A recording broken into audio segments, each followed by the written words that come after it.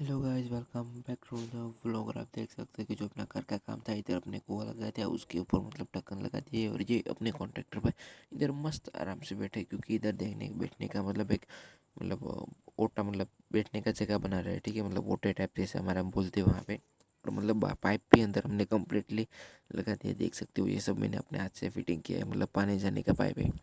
और ये देख सकते हो बाथरूम के अंदर मैंने मतलब ये नहाने वाला बाथरूम है। ठीक है, और अभी इसके बाजू में एक गैलरी का मतलब इसमें पूरा लगाने, और ये जाने वाला बाथरूम इसके अंदर भी पूरा कम्प्लीटली पाइप हमने लगा दिया है। ठीक है, और अभी मैं आपको लेके जा रहा हूँ अपना दादर पे, देख सकते हो। अभी मैं आपको पीछे लेके जा रहा हूँ, वहाँ पे ये पत्थर ले रहे और वो भाई वहाँ से बोल रहे मतलब मैं आपको गोली मार दूंगा। ठीक है, ये भाई देख सकते हो अभी गोली मार के, ये बात है बेटे को। ठीक है, और ये अभी सबको मतलब ये बोल रहे मतलब गोली मार दूंगा, गोली मार दूंगा। ये भाई मतलब सब